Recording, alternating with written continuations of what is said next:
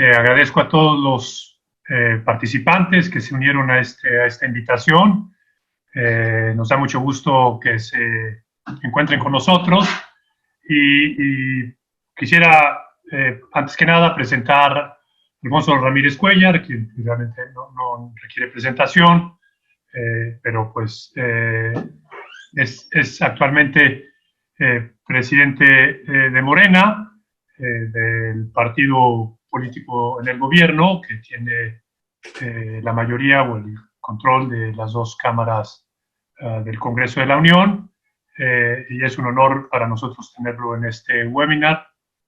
Alfonso, de hecho, antes de ser presidente, estaba en la Cámara de Diputados como presidente de la Comisión de Presupuesto y Cuenta Pública.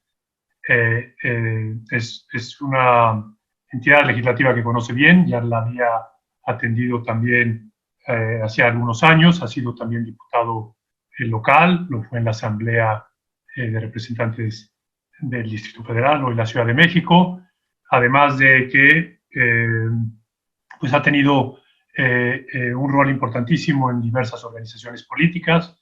En 2014 se unió al partido o al movimiento que encabezaba Andrés Manuel López Obrador para fundar el partido que él hoy encabeza y que llevó al presidente López Obrador a ocupar el máximo puesto político del país. También participó en la fundación del PRD en su momento y ha sido miembro de otras organizaciones políticas como el Partido Patriótico Revolucionario y el Partido Mexicano Socialista. Alfonso tiene estudios de Antropología e Historia, así como de Derecho, los primeros dos por la ENA, la Escuela Nacional de Antropología e Historia, y el segundo por la UNAM. Alfonso, es realmente un honor, un placer tenerte aquí. Al contrario, muchísimas gracias a ti. Y pues para no dilatarnos más, sí, vamos a empezar esta plática que tiene como objeto principalmente conocer las propuestas que ha presentado el partido Morena frente a esta crisis económica que vive el país. Pero antes quisiera preguntarte del asunto coyuntural de ayer, de hoy, para empezar con eso y luego ya profundizar en estas propuestas. El presidente ha enviado una iniciativa al Congreso para modificar la ley del presupuesto de egresos y de la responsabilidad hacendaria. Está causando mucho ruido porque para los partidos de oposición ven esta propuesta del presidente como una apropiación de facultades que corresponden al Congreso. Quería saber qué piensas tú como como presidente del partido de Morena, qué funciones o cómo ves esta propuesta del presidente. ¿Cómo ves esta propuesta? Primero, pues muchísimas gracias. Creo que la iniciativa de reforma presentada por el presidente de la República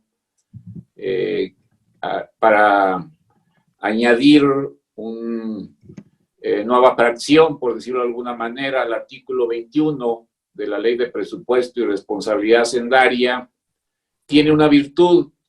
La virtud es de que mete en el debate algo que ya existe en muchos otros países, que es la situación jurídica de la emergencia económica.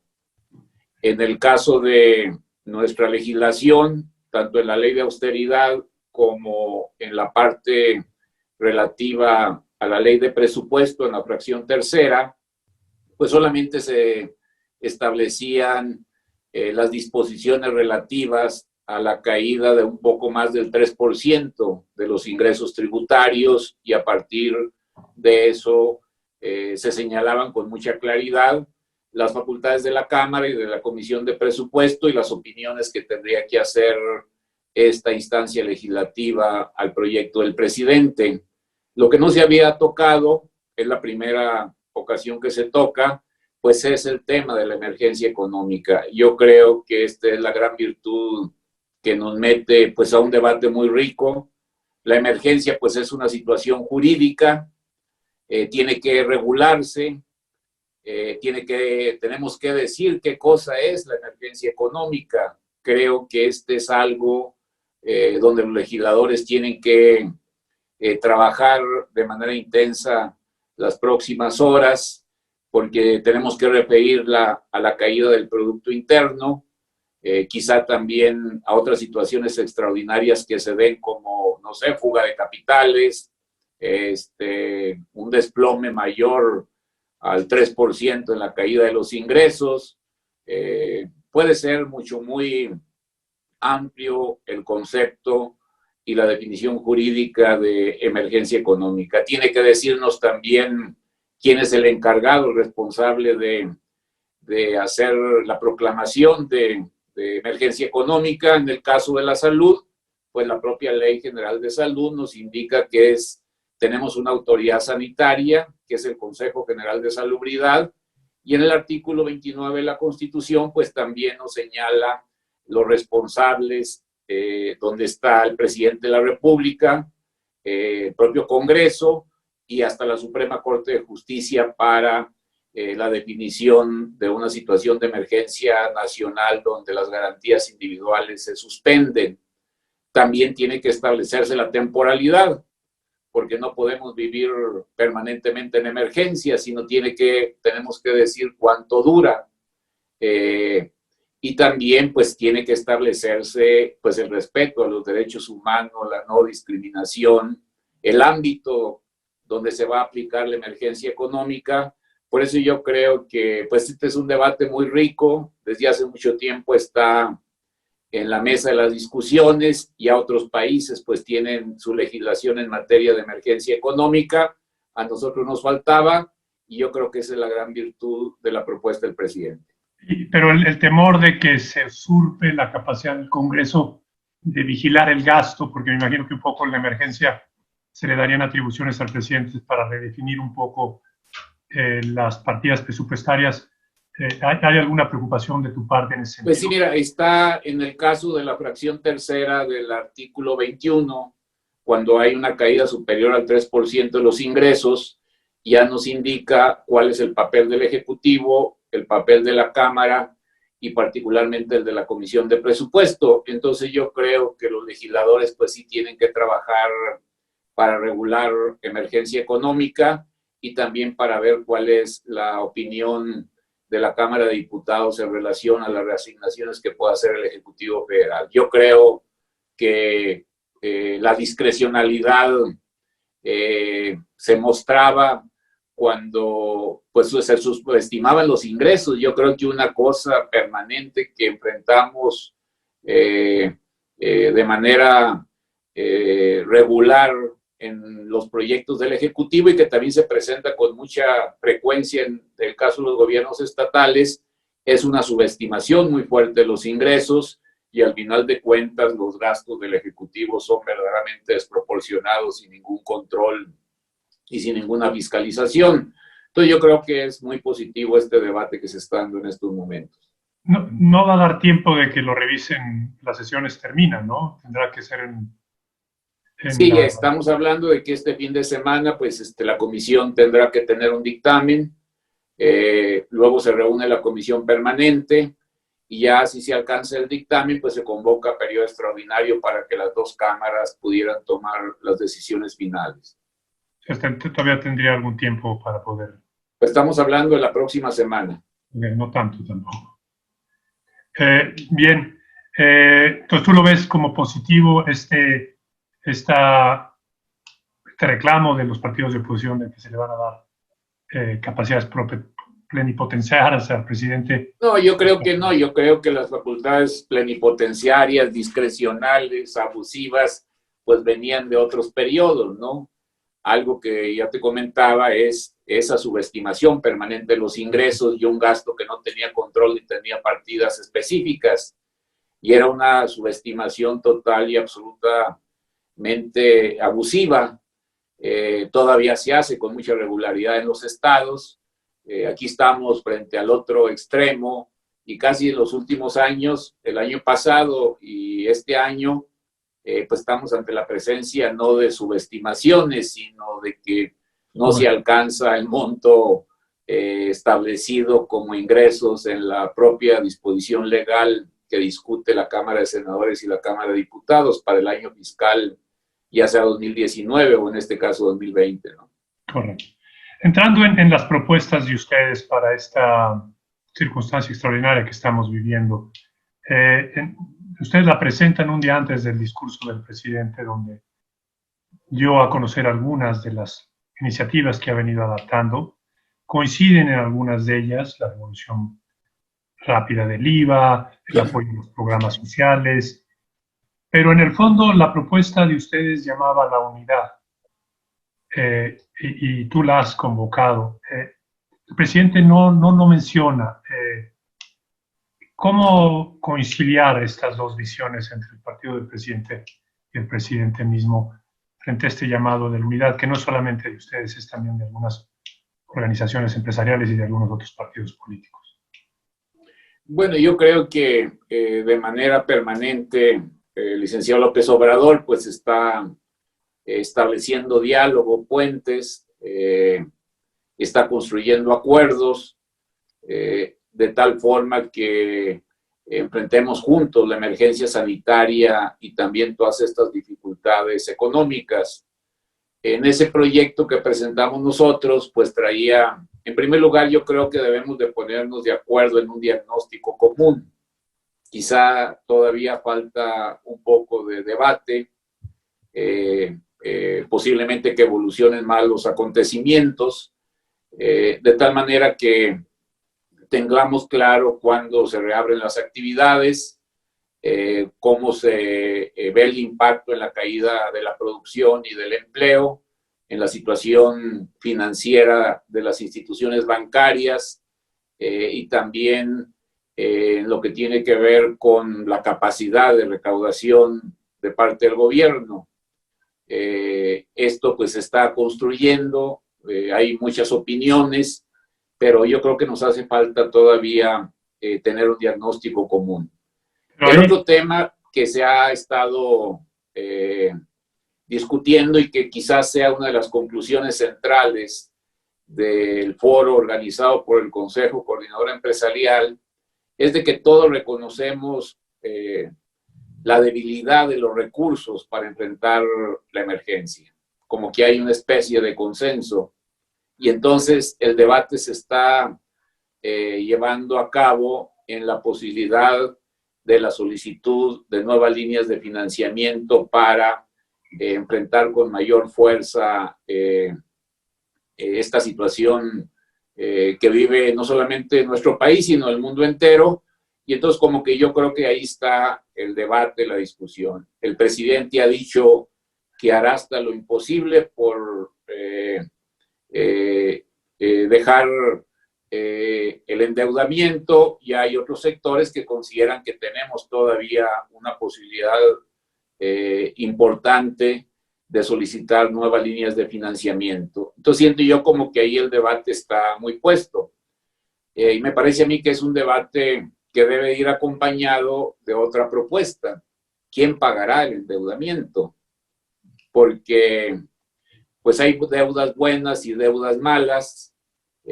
Cuando se habla de deuda pública, pues todos nos recordamos a cuando México perdió la mitad de su territorio, nos recordamos cuando los franceses nos invadieron, nos recordamos también pues todo el endeudamiento en la época de López Portillo, nos recordamos el endeudamiento del rescate bancario, y entonces como que se ha creado una especie de mito quizá justificado, porque esto, lejos de haber inyectado mayores recursos al desarrollo del país, pues sí generó una privatización de las ganancias y una socialización de los pagos de la deuda. Entonces, me parece a mí que también hay que poner ahora en el debate cómo le vamos a hacer, porque es muy fácil decir endeúdate, pero yo creo que un gobierno responsable, como lo está haciendo el actual, pues también tiene que decir en cuánto tiempo voy a pagar esa deuda, cómo voy a reducir y en qué periodo voy a reducir el déficit, y cómo le voy a hacer para que sean la mayoría de los mexicanos los que no tengan nuevamente que cubrir con este endeudamiento.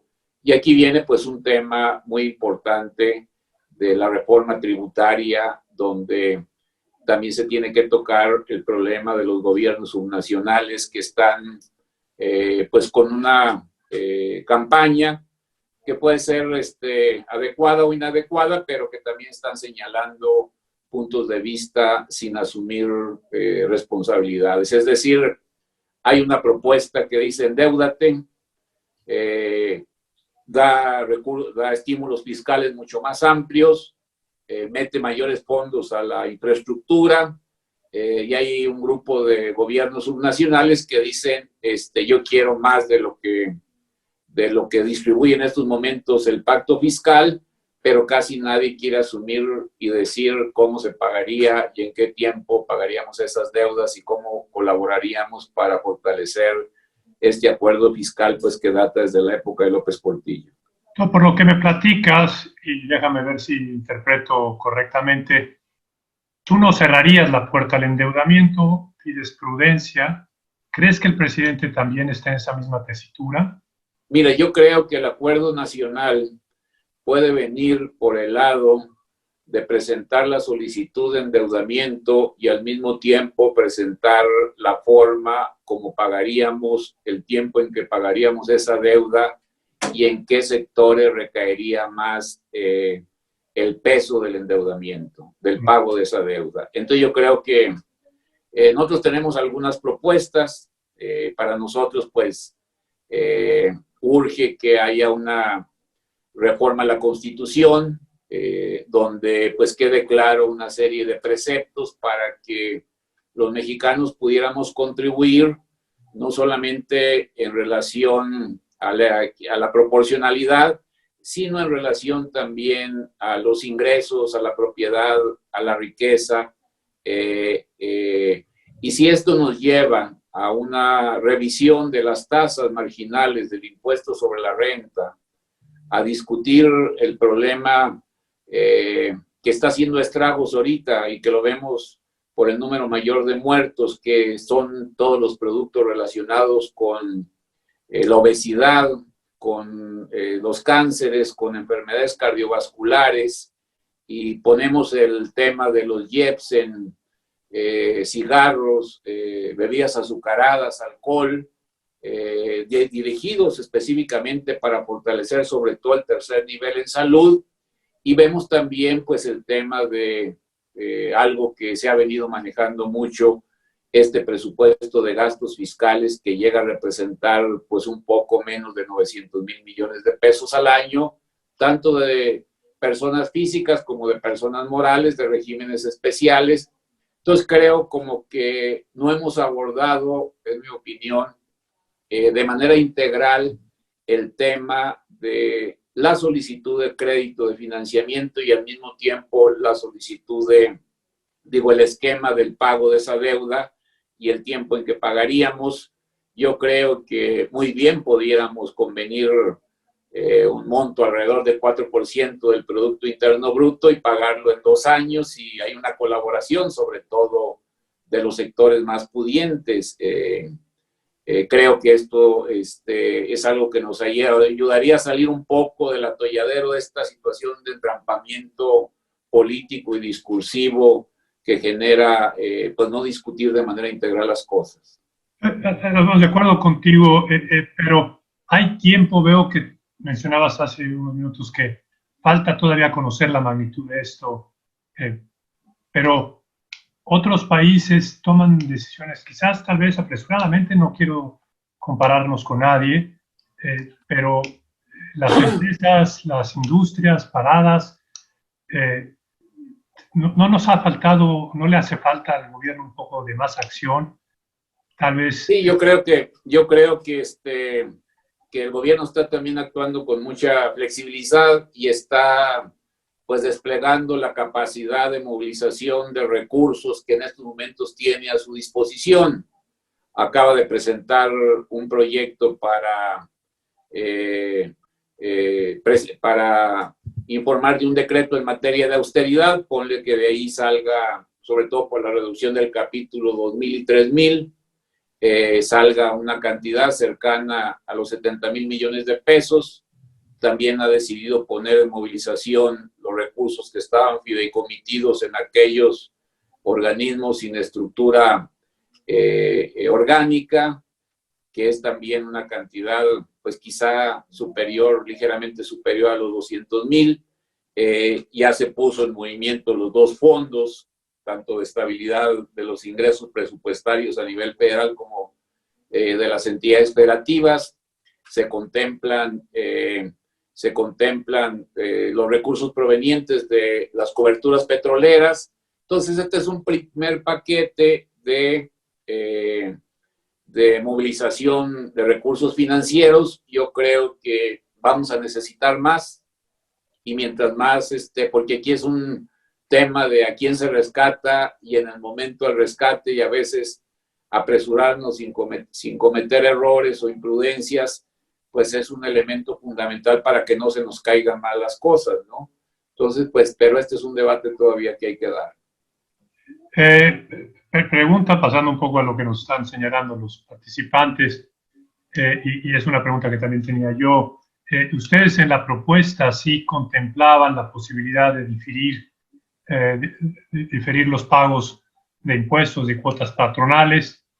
El Infonavit, el IMSS ha hecho algunas aclaraciones de que están dispuestos a hacerlo, pero no gratuitamente. ¿Cómo ves tú esto, y si crees que esa medida urge y es necesario implementarla? Pues mire, yo creo que la misma práctica nos ha llevado a que se estén aplicando una serie de cosas que le dan vigencia a las propuestas de todos. Teníamos ya el cierre de la declaración fiscal ahora el 30 de abril, se extiende hasta el mes de junio. Todas las propuestas lo acotaban a un determinado porcentaje de salarios mínimos. Ahora pues quedó, según entiendo, queda abierta para que hasta junio la gente pueda hacer la declaración fiscal de personas físicas. También se estaba planteando la posibilidad de pues, modificar la ley del Infonavit, sobre todo para que del fondo de vivienda se pudiera agarrar un porcentaje, pensamos nosotros, para el pago de rentas. En el caso de las cuotas obrero-patronales, se circunscribió momentáneamente, creo yo que puede ser momentáneamente, solamente el diferimiento de pagos con una tasa de interés del 1.30% de acuerdo a las reglas del Consejo Mexicano, del Consejo Técnico del Seguro Social. Entonces, como que están, y bueno, muchas otras cosas, ¿no? Entonces, como que quizás sea bueno, sea malo, pero todavía nos falta madurar más, porque el volumen de dinero, de recursos, pues yo creo que va a ser, su necesidad va a ser mucho más grande, ¿no? Pero aquí, pues, hay que decir cuánto le tenemos que meter y al mismo tiempo cómo lo vamos a pagar y en quién va a recaer el pago mayor, para que no se nos presente situaciones donde pues nadie podemos esconder, porque lo que dice el presidente es correcto. O sea, las deudas muy pocas veces generaron desarrollo, y hay una especie de sentimiento del pueblo mexicano contra el endeudamiento, no por el endeudamiento mismo, sino porque eso hizo crecer pues un grupito muy pequeño de personas beneficiadas, y porque hubo mucho derroche y mucha corrupción. Entonces, pero si pactamos bien, si hacemos compromisos claros, si le decimos a los gobernadores y a los presidentes municipales, tienen razón, pero mira, ustedes también pues tienen una baja recaudatoria del predial, y muchos de ustedes nomás por campañas políticas y electorales pues han suprimido varios impuestos porque tenían la posibilidad de encontrar fondos de manejo discrecional como el ramo 23, entonces su flojera tributaria pues está perjudicando las finanzas de muchas entidades federativas. Si hacemos este acuerdo, yo creo que podemos, como que la discusión no se ha ido, creo que es un problema de método, no tanto de concepción. ¿Crees que esta crisis puede llevar a que ese diálogo prospere en gobiernos nacionales más responsables, en una contribución mayor de quien más tiene, para beneficio de una distribución mejor de la riqueza? Pues mira, yo creo que cuando menos este es el gran anhelo que yo tengo, ¿no? De que yo viví y fui partícipe de todo el movimiento que se generó en la crisis del 94. La verdad es que el sufrimiento, la tragedia familiar, el ver cómo las familias estaban perdiendo años y años de construcción de un patrimonio, pues sí como que lo deja, lo impacta. Hoy creo que podemos estar en una situación similar, pero también tenemos la oportunidad de poder generar las condiciones para tener un sistema de salud muy fuerte, un sistema educativo también muy sólido, un nuevo estado de bienestar como los que existen en Europa, y por lo tanto creo que un tema fundamental pues sí es no condenar a rajatabla las solicitudes de crédito y acompañar todas estas solicitudes, pues también un compromiso de ver quién va a pagar, porque casi siempre pues sí, endeúdate, pero ¿quién paga? Pues los que pagábamos era la clase media para abajo, ¿no? Entonces es cierto que hay unas tasas del impuesto sobre la renta del 30 o 34%, pero la tasa efectivamente pagada es casi del 2 al 11%. Entonces la planeación fiscal es muy agresiva para evadir la contribución real de sectores más pudientes. Entonces yo creo que este es un tema, y también los gobernadores y los presidentes, pues ahí dejan a la deriva, como había una vocación de complicidad y de control político con partidas extraordinarias, pues entonces les vale si se cobra o no predial, y les vale si quitan o no quitan aquellos impuestos que son muy progresivos y que tienen que ver con la mejoría del medio ambiente y la movilidad, ¿no? Correcto. El presidente y en el programa de ustedes se mencionaba mucho reforzar los programas sociales. El presidente lo está haciendo, anticipando algunos desembolsos. Se anunciaron 3 millones de créditos, 1 millón a empresas formales, medio millón a empresas informales, créditos de Fobiste y Fonavit. Creo que eso todo coincide mucho lo que ustedes planteaban en su propuesta y lo que ha hecho el presidente. Hay un elemento que falta y que creo que ustedes mencionaban, que es transferencias directas a aquellos trabajadores que están perdiendo su empleo, que no están recibiendo ingresos. ¿Qué crees que pueda pasar con ese punto? Pues yo creo que esta es la gran, quizá hoy vamos y ya estamos a algunos días del 1 de mayo, Día Internacional de los Trabajadores, y creo que sería muy bueno que el gobierno y todos juntos pudiéramos presentar un paquete de propuestas que tuvieran que ver con aliviar la situación tan difícil de los trabajadores agrícolas. Son millones que están en una situación desde hace años en total desventaja. También creo que si agarramos todos aquellos trabajadores de hasta 5 salarios mínimos, podemos ayudar al 80-85% de los trabajadores formales. Y también si creamos un mecanismo, porque hay muchos que en la informalidad pues van a entrar en una ruina porque quizás sean los que no están pudiendo vender ni llevar ingresos a sus familias. Entonces, yo creo que este es un tema pendiente. El 1 de mayo yo espero que pudiéramos salir con un paquete de mayor impulso y de protección a los trabajadores formales e informales, tanto los que están en la manufactura, los que están en el área de servicios, los que están en la actividad agrícola, todos los trabajadores, ojalá y podamos salir con eso.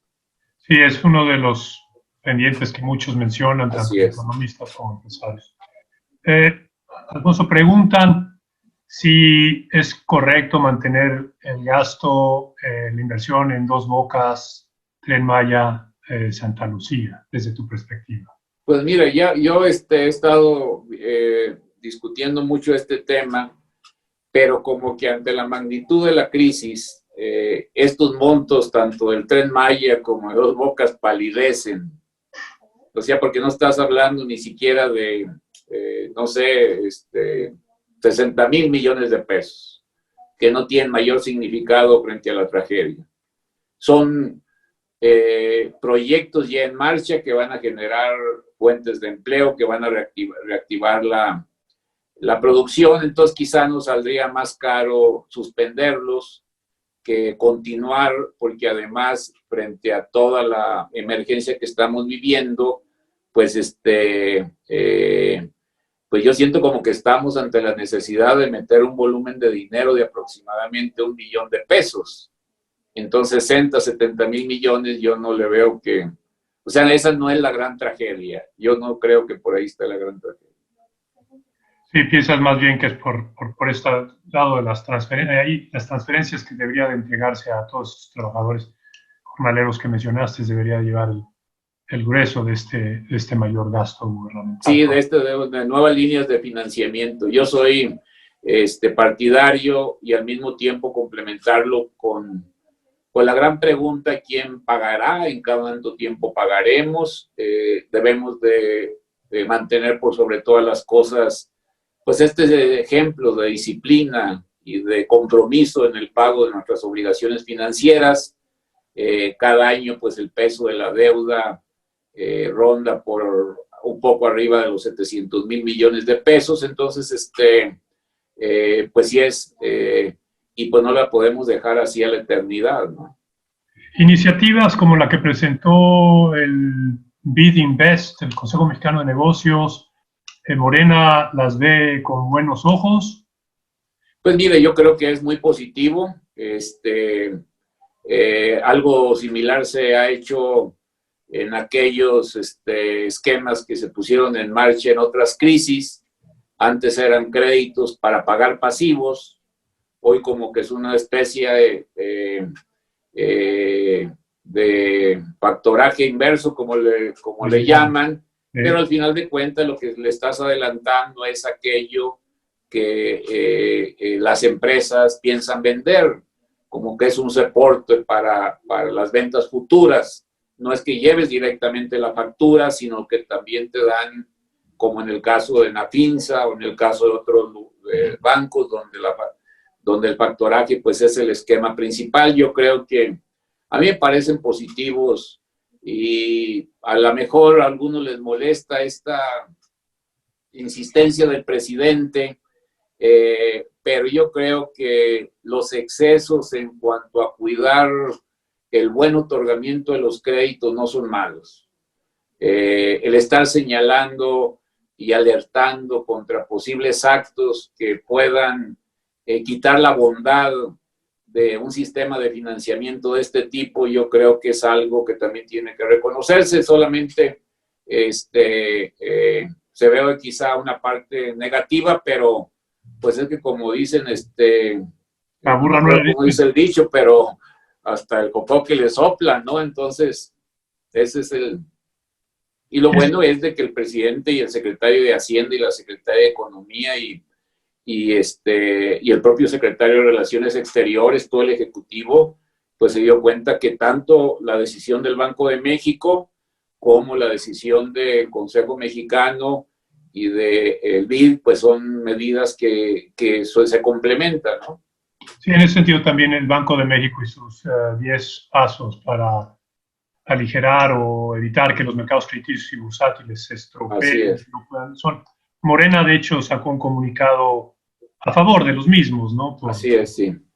Y claro, creo que las experiencias personales tuyas al frente del Barzón, del presidente en la lucha contra el Fobaproa, lo que pudo representar, nos hacen ser cautelosos de tomar deuda sin saber quién la va a pagar o cómo se va a pagar en el futuro. Hubo otros tiempos, hubo una deuda buena también en la expropiación petrolera, en la nacionalización de los ferrocarriles, pero como que el imaginario de los mexicanos es aquella deuda que sirvió para que nos quitaran la mitad del territorio, aquella deuda que inventaron los franceses para invadirnos, aquella deuda de López Portillo, la deuda del Fobaproa.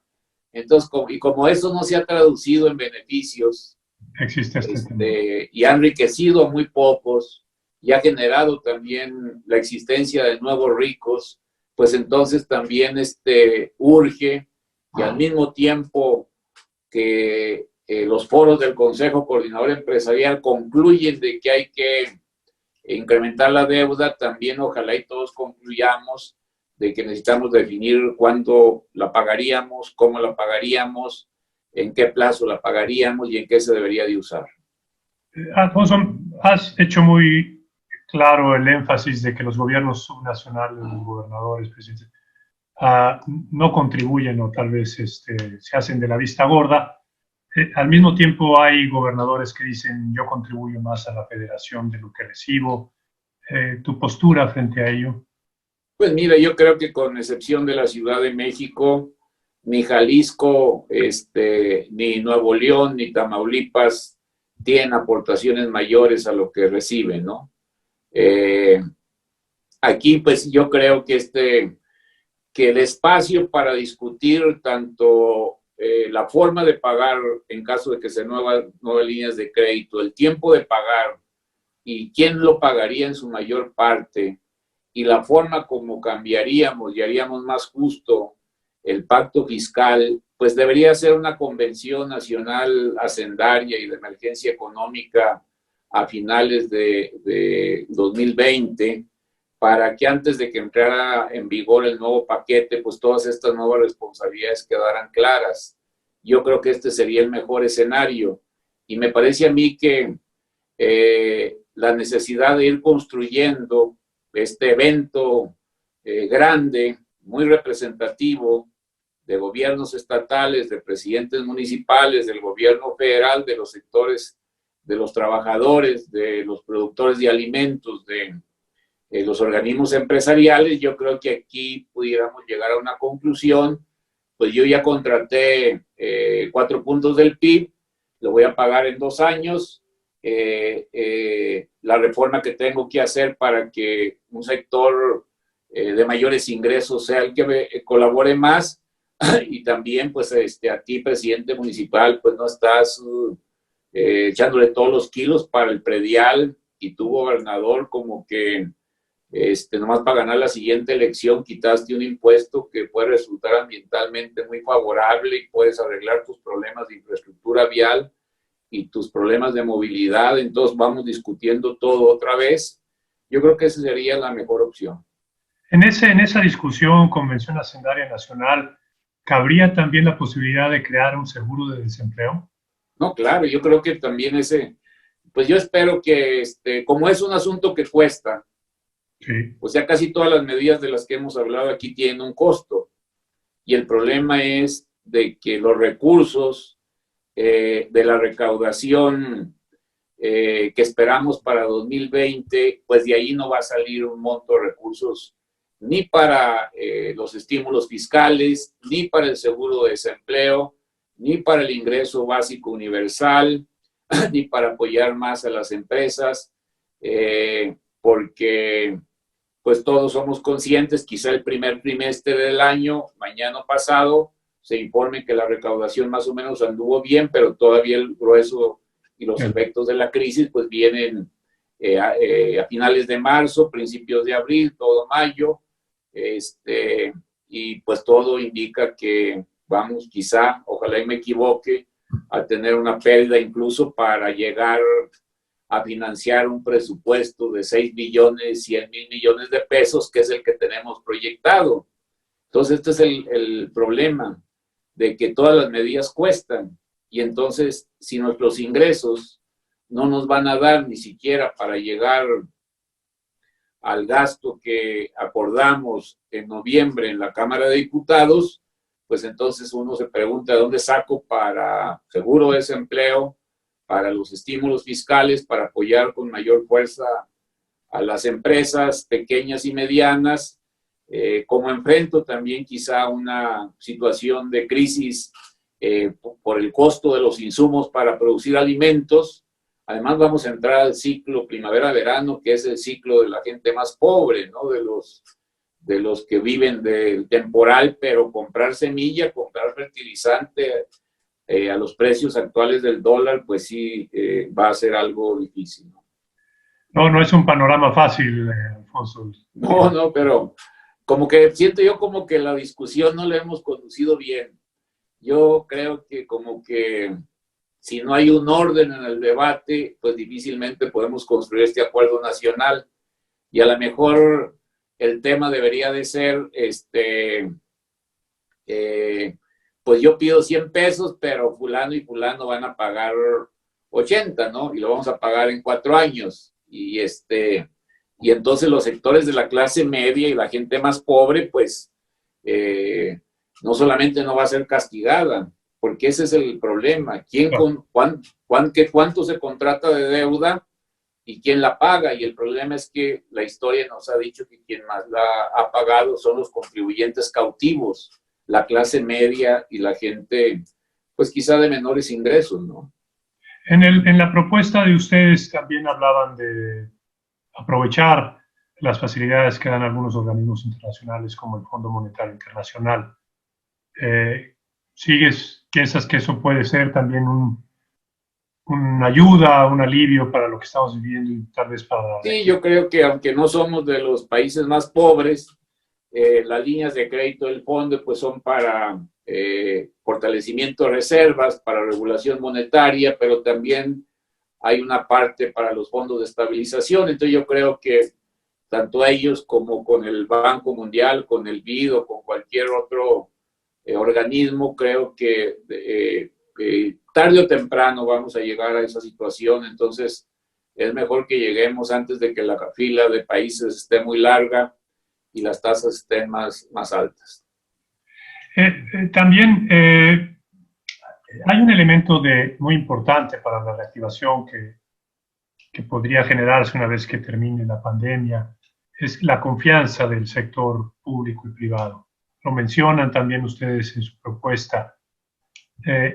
Se han distanciado algunos segmentos de la sociedad mexicana. ¿Ves posibilidades de que se generen estas buenas relaciones para que efectivamente pueda el sector privado, el sector público, todos jalar esta carreta que se llama México hacia un estadio de desarrollo más justo y equitativo? Sí, yo creo que tenemos una base inicial, son muchas asociaciones públicas privadas, quizá tengamos que revisarlas, pero por lo que he visto yo, la mayoría de ellas están detenidas sin aprobarse a nivel federal ni tampoco a nivel de las entidades federativas donde les corresponde. Es una buena sinergia que pudiera llevarse a cabo y creo que todo lo que genere confianza entre... pues lo que también va a generar muchísima más confianza es que el sector público tenga mayor capacidad de inversión. Entonces estamos como en un círculo vicioso donde el sector público necesita demostrar mayor capacidad de inversión, cuando menos llegar al 4% del Producto Interno Bruto y elevar pues, de manera significativa la inversión privada para llegar al 4% que siempre hemos anhelado. Entonces estamos como en una discusión circular ahí, como dicen, pero me parece a mí que quizá nos esté fallando los términos del debate. Como que no hemos organizado bien el debate.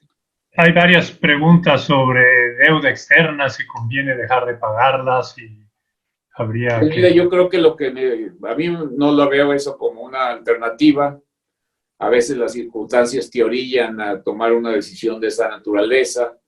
México, con todas sus dificultades, se le ve bien, con una disciplina financiera. Ven que no tienes un gobierno derrochador, que no hay discrecionalidad ni abuso en el gasto, que de eso no es de lo que se está pecando, ¿no? Entonces nuestra posición, yo creo que pues quizá ojalá y nunca lleguemos a encontrarnos con las dificultades de tener que suspender los pagos de nuestras obligaciones. El presidente ha sido categórico, por encima de todas las cosas, hay que cumplir con las obligaciones financieras. Hay varias preguntas también de preocupación del uso del dinero de las Afores.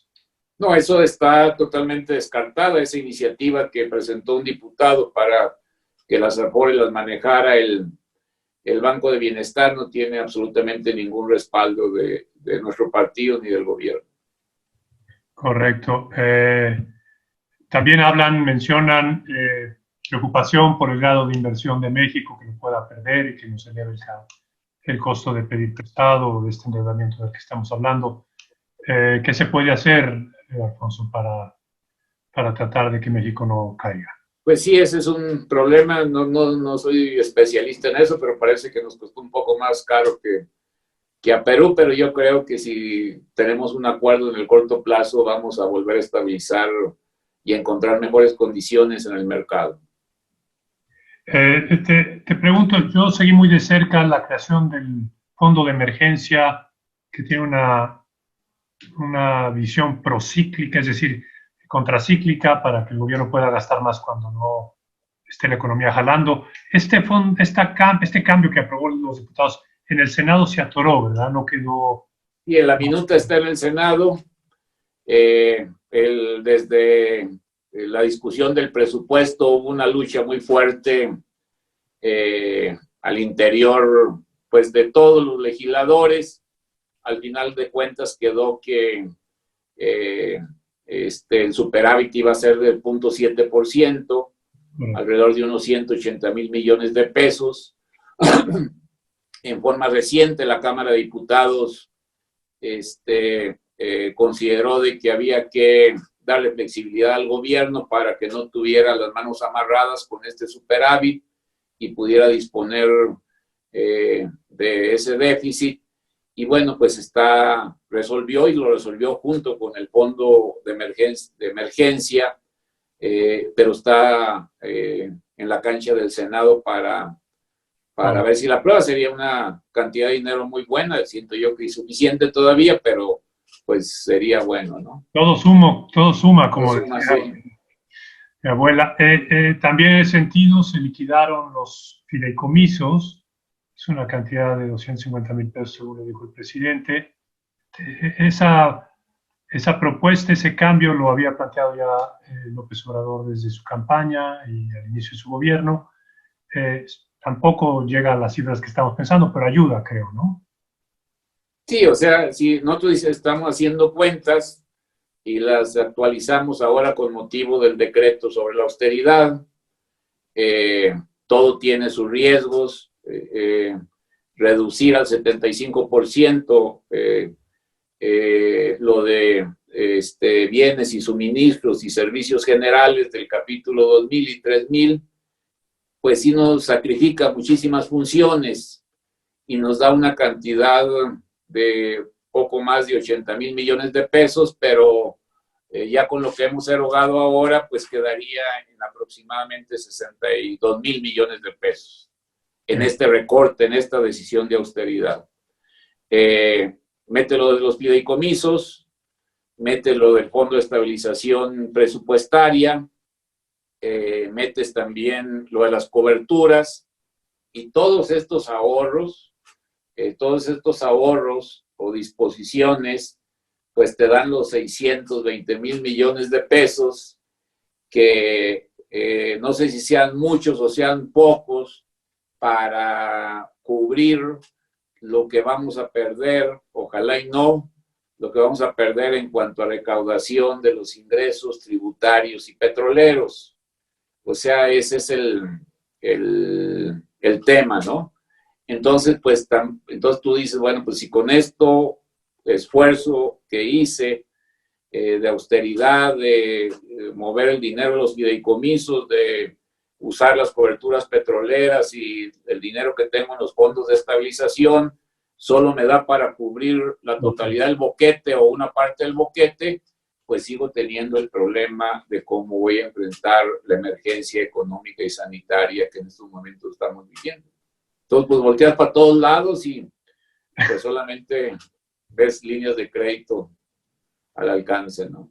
Pero yo siento que esa va a ser una conclusión central del Consejo Coordinador, ya lo dijo su presidente, que él quiere llegar al 54% del Producto Interno Bruto como deuda pública y que por lo tanto está solicitando nuevas líneas de financiamiento, pero don Carlos debe de decir, así como quiere remedio, también debe decir el trapito, y el presidente del Consejo Coordinador Empresarial debe de decir, pues fíjate que hay una serie de personas que tienen una riqueza multimillonaria y que no están pagando realmente lo que deben de pagar. Y tenemos gastos fiscales que suman 900,000 millones de pesos, y por mucho que estén las tasas del impuesto sobre la renta en 30 o 34, pues lo cierto es de que la tasa efectivamente pagada y toda la planeación fiscal agresiva que realizan personas físicas y morales, pues nos coloca en una situación donde México, pues es de los países más pobres, ¿no? ¿Cómo ves? Ya casi llegamos a la hora, Alfonso. ¿Cómo ves el futuro? Digo, estamos haciendo una descripción muy honesta de tu parte de las dificultades que esta crisis está teniendo para México, de lo que se requiere hacer, de todo lo que todo mundo tenemos que aportar para poder sacar adelante esto. ¿Estás optimista? ¿Cómo ves lo que se nos avecina?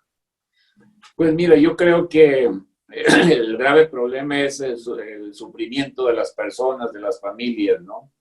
Primero por la enfermedad que está provocando esta pandemia, por el número de muertos. Yo creo que es muy triste, muy lamentable que desde hace años todos los sistemas de salud se hayan colapsado y no tengamos los suficientes recursos para tener un sistema de salud como el que quiere el presidente y como el que queremos todos los mexicanos.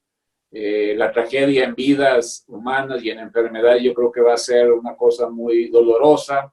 Y el otro problema es la pérdida de trabajo y la pérdida de ingreso.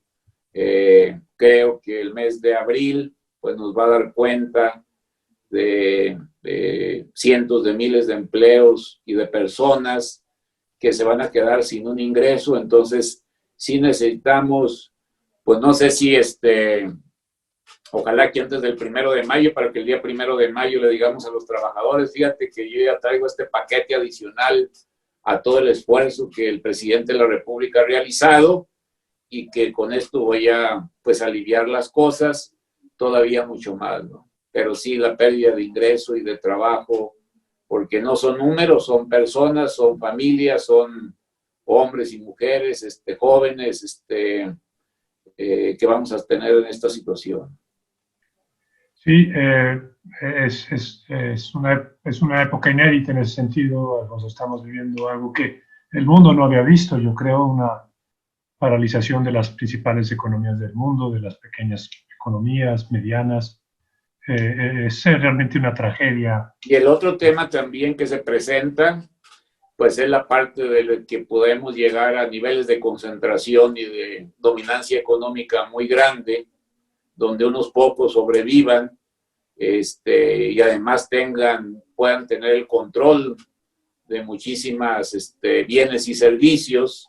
Entonces yo creo que aquí pues el papel de la competencia y de la autoridad de vigilancia y la competencia también va a ser central, va a ser fundamental, porque pues recordemos la crisis del 29, una de las acciones más fuertes de Roosevelt pues fue precisamente toda la fortaleza que le dio a la lucha por antimonopólica y anticoncentraciones, y yo creo como que de ese tema no estamos hablando, salvo los especialistas ahí vinculados a la Comisión Federal de Competencia, pero que también tiene que ser un discurso, porque al final de cuentas, como la propia COFECE ha dicho, pues recibimos bienes y servicios con un 30% de sobreprecio en aquellos que son fundamentales, y creo que esto tiene que ser también parte del debate.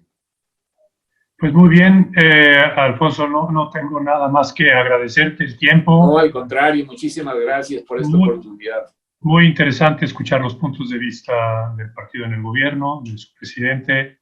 En verdad, a nombre de Infocel, muchísimas gracias por haber aceptado realizar este. No, muchísimas gracias, y también gracias a todos los que nos aguantaron de esta hora o un poco más. Así es, pero creo que le resultó súper interesante escucharte. Te lo agradezco, Muy a nombre de José, y esperemos volverte a tener por estos Sí, el día que medios ustedes me inviten, con mucho gusto. más adelante. Saludos. Gracias. Saludos Hasta a luego. todos y muchas gracias. Gracias.